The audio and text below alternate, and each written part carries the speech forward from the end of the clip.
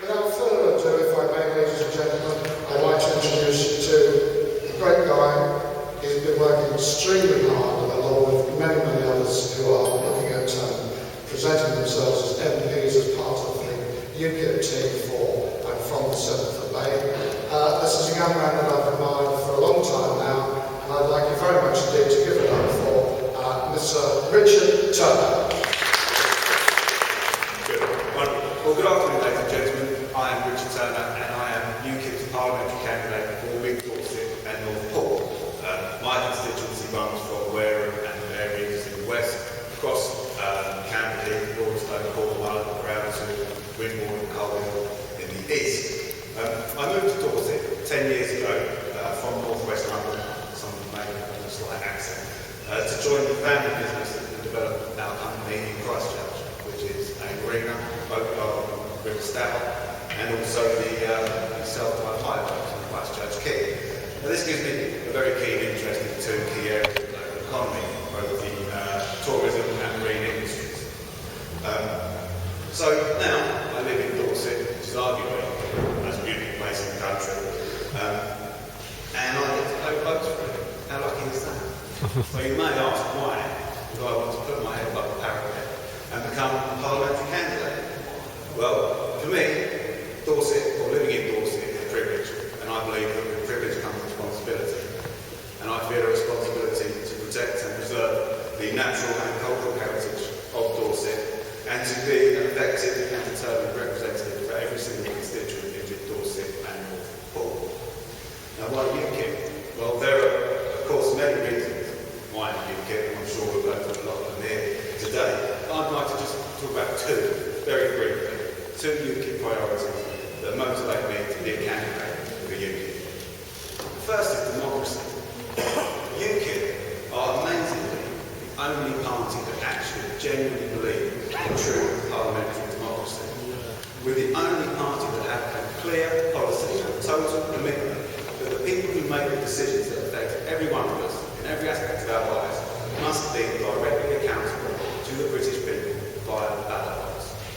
Every other party in Britain, every other party is committed to us remaining in the EU, where decisions are made by commissioners who are unelected, therefore unaccountable and unsackable. And I think that's disgraceful. When you look back through the ages of the people who have fought for our right to vote, to have our say, from those who died of the peaceful massacre of 1819, through the suffragettes, and of course all those brave souls who gave their lives in the wars defending our freedom and democracy, that cavalier manner in which our right to self-determination is handed over to a collection of bureaucrats is, in my opinion, nothing short of treachery. Of course, freedom and democracy go hand in hand. You cannot have one without the other.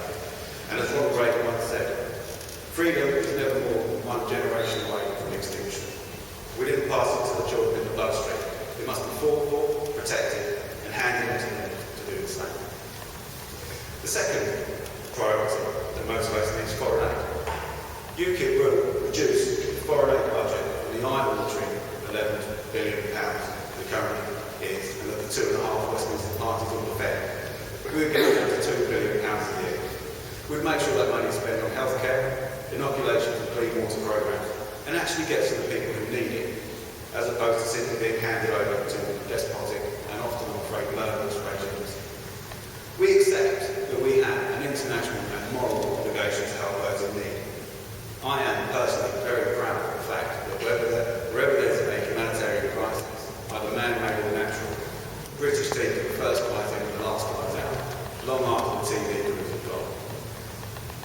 That help will stay, but the transfer of wealth from poor people in rich countries to rich people in poor countries must stop.